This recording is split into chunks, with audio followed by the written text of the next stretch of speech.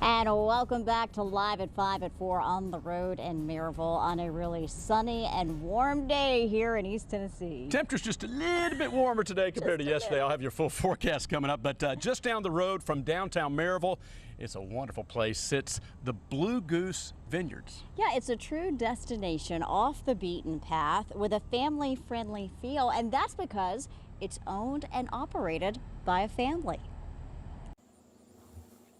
It's a place that invites you to stop in and sit a spell. So we've lived here since I was probably in 7th grade.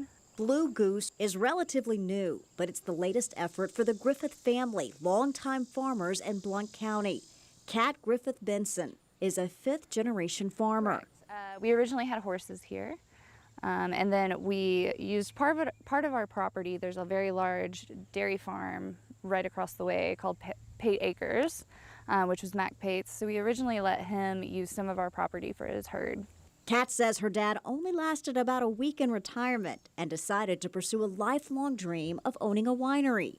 So we wanted a finished product. At the time, we were too close to a church to be a licensed and bonded winery.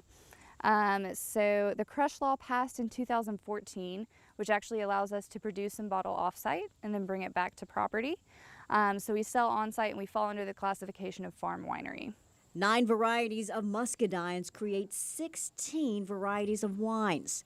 From dark to light, dry to sweet, all from the muscadines growing on the property.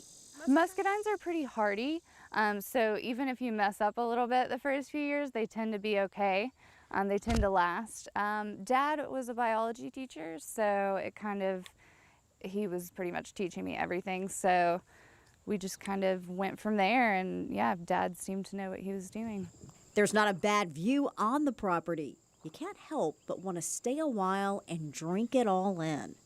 So we do tastings, so you can come in and get a tasting. We have chilled bottles, so you can sit on our patio, enjoy the view, enjoy the livestock and the animals. We have a lot of families come out with, blankets and sit under the oak trees and have a picnic and just kind of hang out for hours. It's great if the kids don't really know about farm life. It's a good experience for them. Woo! And you'll want to keep an eye out for the animals that call Blue Goose home. So we have Dexter cattle, which are actually dual purpose, and they're a small breed, so they're only about yay tall. Our bull, Vinny, is essentially a big pet. He knows his name.